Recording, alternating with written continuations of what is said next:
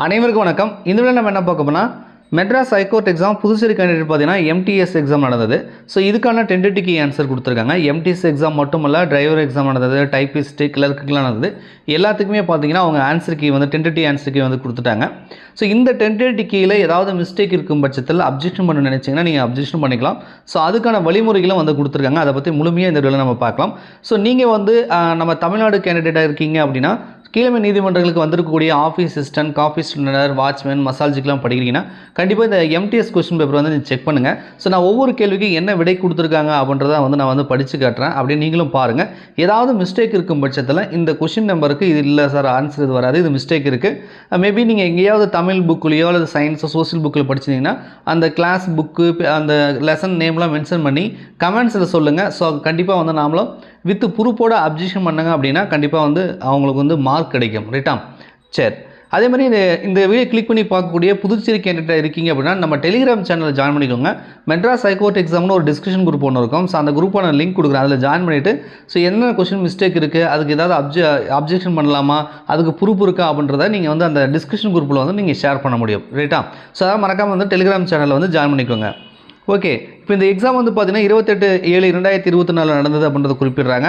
So இதுக்கு வந்து ஏதாவது அப்ஜெக்ஷன் பண்ணுறதா இருந்தால், எனி அப்ஜெக்ஷன் அப்படின்றதா இருந்துச்சுன்னா ஸோ நீங்கள் வந்து பார்த்தீங்கன்னா வித்தின் 2 டேஸில் பண்ணணும். அதுக்கான மெயில் ஐடி பார்த்துக்கோங்க.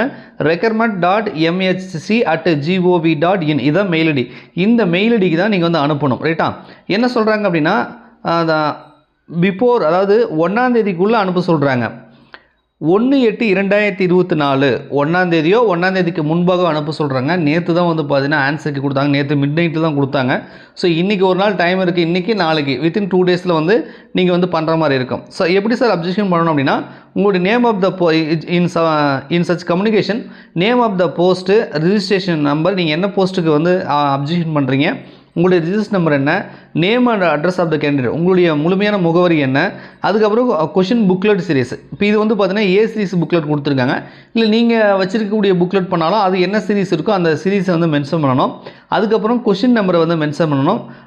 Answer for such a question according to the candidate. So நீங்கள் அதுக்கு என்ன ஆன்சர் வரும்னு நினைக்கிறீங்களோ அந்த ஆன்சரை மென்ஷன் பண்ணிவிட்டு வித் சப்போர்ட்டிங் மெட்டீரியல், அதாவது வித் ப்ரூஃப். இப்போ உதாரணத்துக்கு ஒரு ஆன்சர் தப்பாக கொடுத்துட்டாங்கன்னா இல்லை இதுக்கு இந்த ஆன்சர் தான் வரும், இது இந்த புக்கில் வந்து இருக்குது அப்படின்னு சொல்லி அதுக்கு சப்போர்ட்டிங் டாக்குமெண்ட்டை வந்து நீங்கள் வந்து இது பண்ணணும்.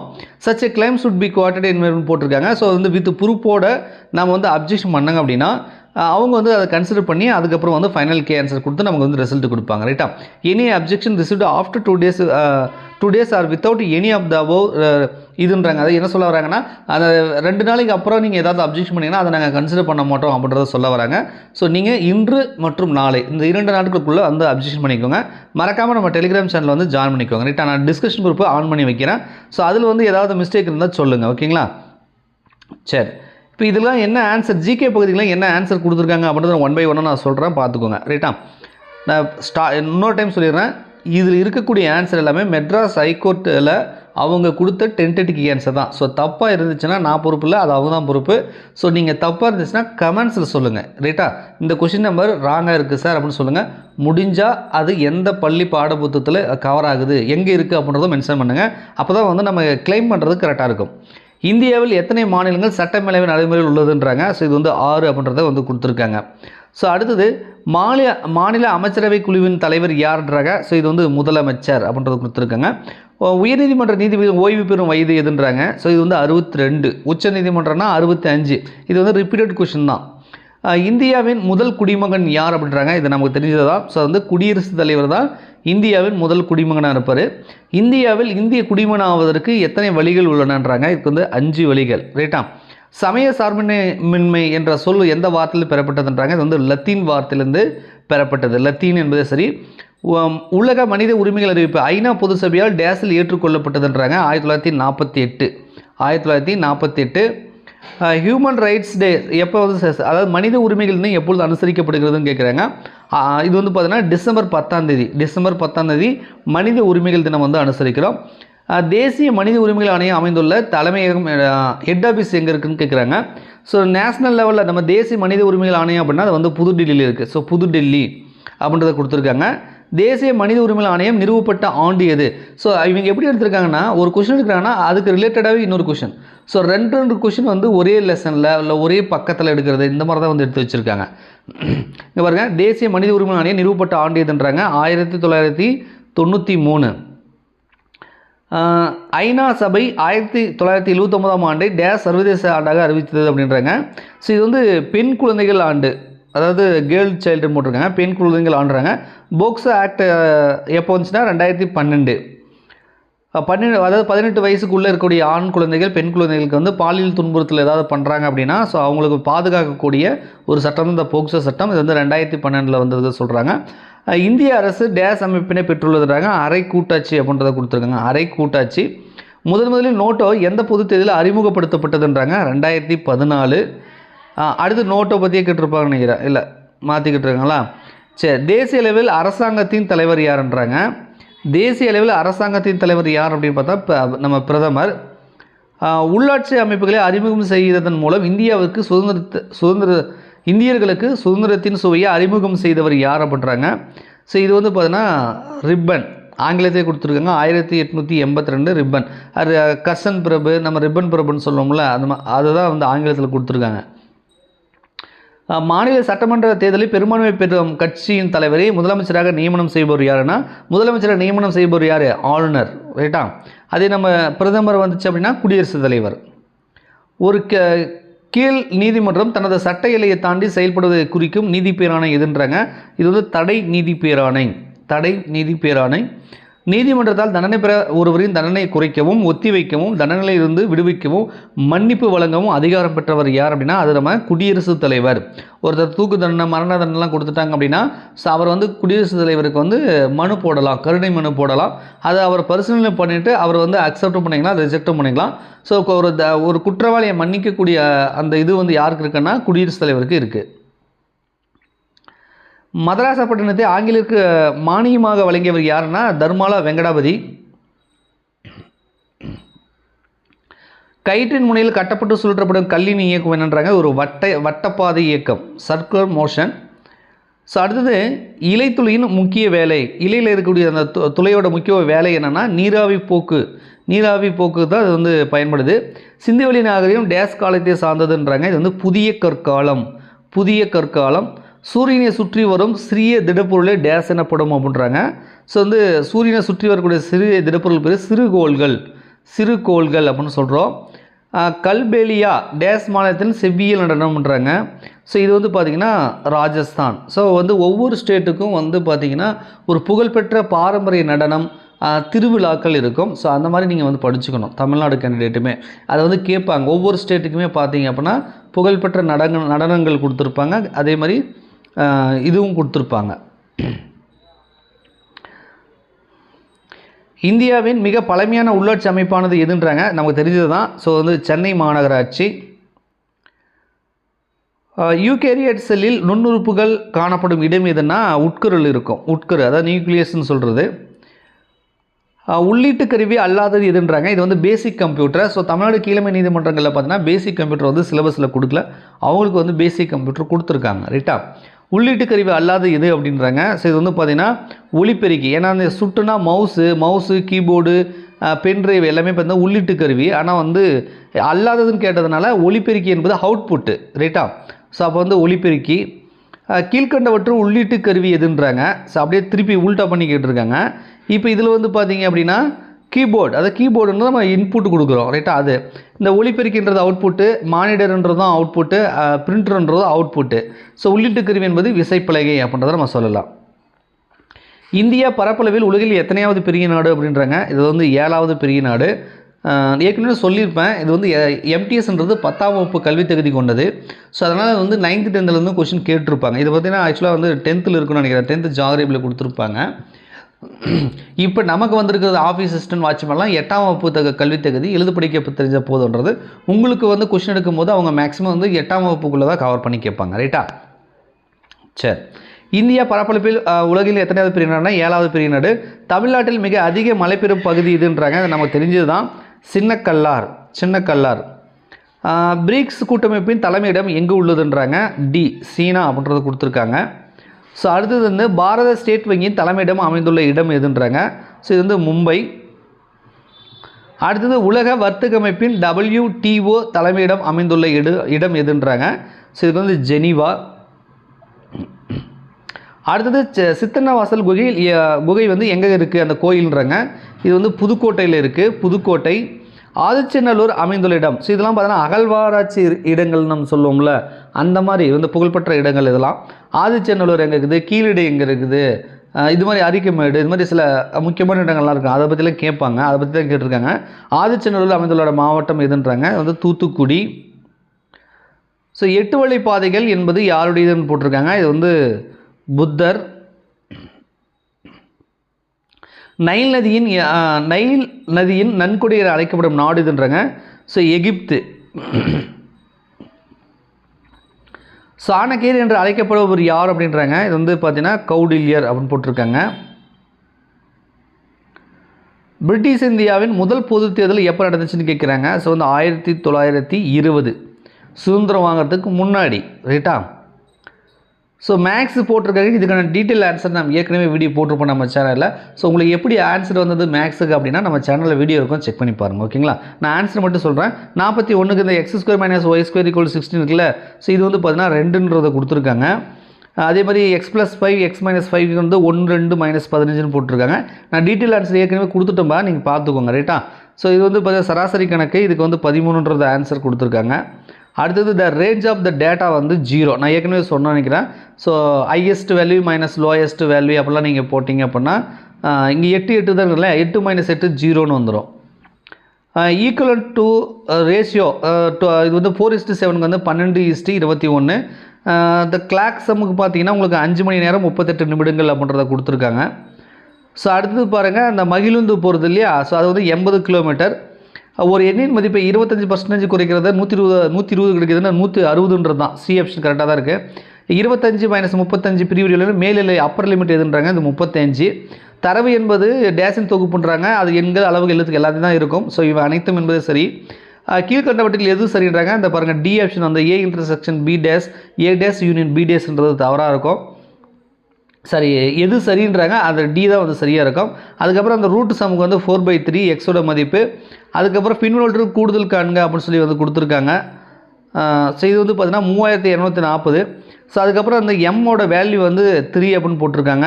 ஸோ அதுக்கப்புறம் இதில் எத்தனை பூஜ்ஜியங்கள் இருக்குது அப்படின்னு கேட்டிருக்காங்க. நான் ஏற்கனவே சொன்னேன் 20 பூஜ்ஜியங்கள். மேத்தமெட்டிக்கலி அதுதான், ரைட்டா. ஸோ மேத்தமெட்டிக்கலாக தான் கேட்டிருக்காங்க, எதுவும் வந்து நம்ம உல்ட்டா பண்ணிலாம் கேட்கல. ஸோ 20 பூஜ்ஜியங்கள் இருக்குது. ஏன்னா 10 டைம் போடணும், ஒரு டைமுக்கு 2 0 இருக்கும். அப்போ 10 டைமுக்கு 2 20. ஸோ 20 பூஜ்ஜியங்கள் இருக்கும். ஸோ டி ஆப்ஷன் சரியாக தான் இருக்குது, கரெக்டாக தான் கொடுத்துருக்காங்க. கீழ்காணும் பின்னங்களே தசம பின்னமாக மாற்றுக அப்படின்றாங்க. அது 0.6ன்னு போட்டிருக்காங்க. 7:5 x:25க்கு வந்து அந்த எக்ஸோட மதிப்பு கண்டுபிடிக்க சொல்லியிருக்காங்க 35. சிம்பிளிஃபை பண்ணுறது 3x³ z y 5y³ போட்டிருக்காங்க. C option. இது எல்லாத்துக்குமே நான் ஆன்சர் எப்படி வருதுன்னு போட்டிருப்பேன், செக் பண்ணுங்கள். ஏதாவது தப்பு இருந்துச்சுன்னா கொஞ்சம் கமெண்ட்ஸில் சொல்லுங்கள், ஓகேவா. நான் சொன்னதுக்கு இதுக்கு ஏதாவது வேறுபாடு இருந்துச்சுன்னா. 59க்கு வந்து டி ஆப்ஷன் 3/x² y போட்டிருக்காங்க. பின்வரும் தொடர் வரிசையில் எவை பெருக்குவது தொடர் வரிசையாகன்னு போட்டிருக்கான். நான் சொன்னால் 1/2 1 2 4 தான், ரைட்டா. ஸோ இதில் அப்போ தான் வந்து உங்களுக்கு வந்து B/Aன்னு எடுத்திங்கன்னா உங்களுக்கு காமனான வேல்யூ வரும், அதாவது 2ன்றது வரும். வளரினம் பருவத்தினர் நலமான வாழ்விற்கு தேவைப்படும் தூக்கம் எவ்வளோனா, குறைந்தது ஒரு மனுஷன் 8 மணி நேரம் தூங்கணும்னு சொல்லுவாங்க. அதை வச்சு நம்மளால் சொல்ல முடியும். ஸோ 8 to 10, ரைட்டா. 8 to 10. டேஸ் வயதிற்கு இடைப்பட்ட காலம் வளரிளம் பருவ காலம் அப்படின்றாங்க. அந்த டீனேஜ் பருவம்னு சொல்லுவோம். ஸோ அது வந்து பார்த்திங்கன்னா உங்களுக்கு 11 முதல் 19 வரைக்கும் இந்த டீனேஜ் பருவம். ஸோ அடுத்து உணவுப் பொருட்கள் நீரில் ஊற வைக்கும் போது கொதிக்க வைக்கும் போதும் உயிர்ச்சத்து வைட்டமின் வெளியேறிவிடும். நான் சொன்னேன் இல்லையா, நீரில் கரையும் வைட்டமின் வந்து B and C. ஸோ இது கூட நான் ஆன்சர் போட்டிருப்பேன். ஸோ அதை வந்து B and C தான் போட்டிருக்காங்க. ஊட்டச்சத்து நிலைப்பை குறிப்பதற்கு சமையல் டேஸ்ன்னு போட்டிருக்காங்க. ஸோ இது வந்து சீன் கொடுத்துருக்காங்க. புளி எலுமிச்சைச்சாறு பயன்படுத்தலான்னு போட்டிருக்காங்க. புக்கில் வேணால் வந்து பார்த்தீங்கன்னா சோடா உப்பை பயன்படுத்தக்கூடாதுன்னு கொடுத்துருக்காங்க. மேபி இதை அப்ஜெக்ஷன் பண்ணுங்கள். இதுக்கான ப்ரூஃப்லாம் நான் வந்து உங்களுக்கு இதில் அனுப்புகிறேன், ரைட்டா. டெலிகிராம் சேனலில் ஜாயின் பண்ணிக்கோங்க சொல்லுங்கள். டெலிகிராம் சேனலில் ஜாயின் பண்ணிக்கோங்க. அதில் ஒரு டிஸ்கஷன் குரூப்பான லிங்க் இருக்கும், அதில் வந்து ஜாயின் பண்ணிக்கோங்க. அதில் உங்களுக்கு அதுக்கான ப்ரூஃப் அனுப்புகிறேன். இதை அப்ஜெக்ஷன் பண்ணுங்கள், ஓகேங்களா. உங்களுக்கு மார்க் கிடைக்க வாய்ப்பு இருக்குது. அப்படி ஒரு வேளை எலுமிச்சை சாறு சேர்க்கலான்னு வந்தால் கூட சோடா உப்பை பயன்படுத்தக்கூடாதுன்றதும் வரணும், ரைட்டா.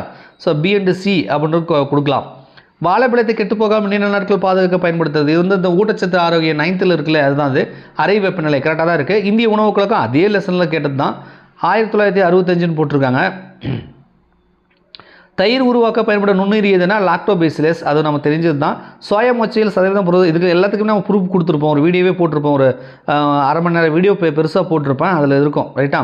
ஸோ இது எல்லாமே வந்து பார்த்தீங்கன்னா இந்த 11th அந்த ஊட்டச்சத்து உணவியல் அந்த மாதிரி சம்மந்தப்பட்ட பாடத்தில் இருக்குது. ஓட்ஸில் உள்ளது வந்து கரையும் பீட்டா குளுக்கான், இதுக்கும் நான் வந்து கொடுத்துருக்கேன், கரெக்டாக தான் கொடுத்துருக்காங்க ஆன்சரு. நெல் அவித்தில் இழக்கப்பட உயிர் சத்து தடுக்கப்படுவது இது அப்படின்றாங்க. ஆக்சுவலாக இது வந்து பி அப்படின்னு வரணும், தயாமீன் அப்படின்னு போடுவாங்க புக்கில், அப்படி தான் இருக்குது. ஆனால் இவங்க வைட்டமின் சின்னு கொடுத்துருக்காங்க. மேபி இது வந்து நீங்கள் அப்ஜெக்ஷன் பண்ணலாம் ரைட்டா, செக் பண்ணி பாருங்கள். ஆனால் இவங்க சீன் கொடுத்துருக்காங்க, சீன்ற மாதிரி ஏதாவது புக்கில் இருக்கான்றதை செக் பண்ணிக்கோங்க ரைட்டா. பயிர்களை முளைக்கட்டுவதால் உயிர் சத்து மிக அதிகமாக வருகிறதுனா வைட்டமின் சி தான், அது கரெக்டாக தான். காச நோயால் பாதிக்கப்படும் முதன்மையான உறுப்பு வந்து நுரையீரல் அப்படின்னு கொடுத்துருக்காங்க, அது கரெக்டு தான். சரியானவற்றை தேர்ந்தெடுன்னு போட்டிருக்காங்க. ஸோ உழுவுது என்பது மண்ணை தளர்வடை செய்ய முறைன்றாங்க. நான் ஏற்கனவே சொல்லியிருப்பேன் லூஸ்னிங் அப்படின்னு இருக்கு இல்லையா, அது கரெக்டாக தான் ரைட்டா. இது வந்து 2 கொஸ்டின் வந்து இந்த அக்ரிகல்ச்சர் சம்மந்தப்பட்டதாக கேட்டிருந்தாங்க. ஸோ ஏ ஆப்ஷன் கரெக்டாக தான் இருக்குது. நீர்ப்பாசனத்தில் எதுவும் மிகவும் நல்ல முறையினாங்க, கண்டிப்பாக வந்து அது சொட்டு நீர் பாசனம், இது வந்து நான் வித் ப்ரூஃப் காட்டியிருப்பேன். ஸோ சொட்டு நீர் பாசனம் என்பது சரிதான். கம்பளி முதலில் உருவாகிய இடம் வந்து பார்த்தீங்கன்னா மெசபடோமியான்னு கொடுத்துருக்காங்க. இந்த வடிவமானது வடிவத்துக்கு ஆடம்பரத்தை சேர்க்கின்றாங்க. அது எந்த வடிவம் அப்படின்னா அலங்கார வடிவம் ஆடம்பரத்தை சேர்க்கின்றாங்க. பேரிடரின் போது பாதிக்கப்பட்டோருக்கும் தேவைப்பட்டோருக்கும் உதவி செய்யும் சங்கம் எதுனா அது செஞ்சிலுவை சங்கம், ரெட் கிராஸ்னு சொல்லுவோம். இந்தியாவின் சுகாதார அமைப்பை கொண்டுள்ளது வந்து பார்த்திங்கன்னா மேற்கண்ட அனைத்தும், அதாவது சுகாதார அமைப்புன்றது மத்திய அரசுலேயுமே இருக்குது, மாநில சட்டத்திலையும் இருக்குது, உள்ளூர் சட்டத்திலையும் இருக்குது ரைட்டா. ஸோ 3மே மேற்கண்ட அனைத்தும் என்பது சரி. சரி இல்லாததை நீக்குக அப்படின்றாங்க. தன் சுகாதாரம் என்பது நோய் உண்டாகுவதையும் பரவதையும் தடுக்கும் சிறந்த முறை அப்படின்றத போட்டிருக்காங்க. நம்மளை சுத்தப்படுத்திக்கிறது, இப்போ தோல் பராமரிப்பு, வாய் பராமரிப்பு, நகை பராமரிப்புலாம் தன் சுகாதாரம். ஏன்னா தெருவை பராமரிக்கிறது நம்ம உடம்பு இல்லை, அது தனியாக வருது இல்லையா, பொது சுகாதாரம்னு சொல்லலாம். அதனால் வந்து கொஞ்சம் இது டிஃப்ரெண்ட்டாக இருக்குது. சரியில்லாதது பி ஆப்ஷன். சிக்கன்குனியா வைரஸின் அடைக்காக்கும் காலம் அப்படின்னு போட்டிருக்காங்க. ஸோ இது வந்து 2 to 12. இதில் சுகாதாரம் அப்படின்னு ஒரு டாபிக் இருக்குப்பா, நம்ம ஆஃபீஸ் அசிஸ்டண்ட்டுக்குமே பார்த்தீங்கன்னா சுகாதாரம்னு கொடுத்துருப்பாங்க. அது இது மாதிரி தூய்மை சம்மந்தப்பட்டதும் கொடுப்பாங்க. இன்னொன்று வந்து இந்த நோய் சம்மந்தப்பட்டது, இப்போ சிக்கன்குனியா கேட்டிருக்கால, அப்போ மலேரியா, டெங்கு, ஸோ இந்த நீரினால் பரவக்கூடியது, ஈக்களால் பரவுறது, கொசுனால் என்ன பரவுது, ஸோ வந்து அசுத்தங்களால் என்னென்ன வியாதி நமக்கு வருது, அது எதனால் ஏற்படுது, அதுக்கு என்ன வைரஸை, அதுக்கு பேர் என்ன, இந்த மாதிரியான விஷயங்களை வந்து கேட்பாங்க. மேபி இது 9th 10th இருக்கும்னு நினைக்கிறேன். சயின்ஸில் எங்கேயாவது இருந்துச்சுன்னா கொஞ்சம் நீங்கள் படிச்சுக்குவாங்க ரைட்டா. ஸோ அதாவது என்னென்னா நமக்கு என்னென்ன வியாதி வருது, அந்த மாதிரி அது எப்படி பாதுகாக்கிறது, அதுக்கு அந்த வியாதிக்கான காரணம் என்ன ரைட்டா. அதே மாதிரி இப்போ ஒரு வியாதி வருதுன்னா, இப்போ சொன்னாங்களே நுரையீரல் பாதிக்கப்படுகிறது காச நோய்னா, ஒரு வியாதி வருதுன்னா அதனால் பாதிக்கப்படக்கூடிய முதன்மையான உறுப்பு என்ன, புரியுதுங்களா. இப்போ மது அருந்துறீங்க அப்படின்னா அதனால் பாதிப்பு அடையக்கூடிய உறுப்பு எது, சாராயம் குடிக்கிறாங்கன்னா என்ன ஃபஸ்ட்டு பாதிக்கும், அந்த மாதிரி. அதேமாதிரி போதைப்பொருள் என்ன கலந்துருக்கு, இந்த மாதிரியான விஷயங்கள்லாம் கேட்குறாங்க. இது வந்து சுகாதாரம் சம்மந்தப்பட்ட டாப்பிக்கு. இது சயின்ஸ் புக்கில் அங்கங்கே கொஞ்சமாக இருக்கும். அதை வரும்போது கொஞ்சம் ஞாபகமாக வச்சு நோட் பண்ணி படிச்சுக்கோங்க ரைட்டா. இது சொல்ல மறந்துட்டேன், அதனால் சொல்கிறேன். தீயணைக்கும் படை வாகனங்கள் செல்ல வேண்டிய அதிகபட்சமான வேகம் என்னன்னா அது வந்து 50 km/h போட்டிருக்காங்க. மனிதனின் முதன்மையான சுவாச உறுப்பு எது அப்படின்னா அது வந்து நுரையீரல். இது எல்லாமே பார்த்திங்கன்னா இதுக்கப்புறம் கொஞ்சம் டிரைவிங் சம்மந்தப்பட்ட கேள்வி கேட்டிருப்பாங்க.